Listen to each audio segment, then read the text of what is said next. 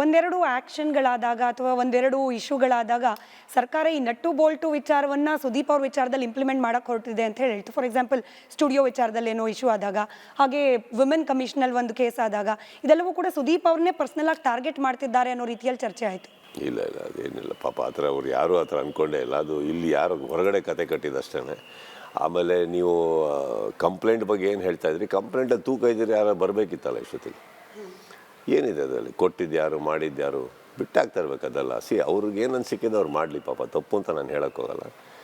ನನಗೂ ಅದಕ್ಕೆ ಇಂಟ್ರೆಸ್ಟ್ ಇಲ್ಲ. ಬಿಕಾಸ್ ನಾನು ಏನಕ್ಕೆ ಏನಾರು ಮಾಡ್ತೀನಿ ಬಿಗ್ ಬಾಸಲ್ಲಿ, ನಾನು ಏನಕ್ಕೆ ಮಾತಾಡ್ತೀನಿ, ನಾನು ಏನು ಮಾಡ್ತೀನಿ ನನಗೆ ತುಂಬ ಚೆನ್ನಾಗಿ ಗೊತ್ತಿದೆ, ತುಂಬಾ ಚೆನ್ನಾಗಿ ಗೊತ್ತಿದೆ.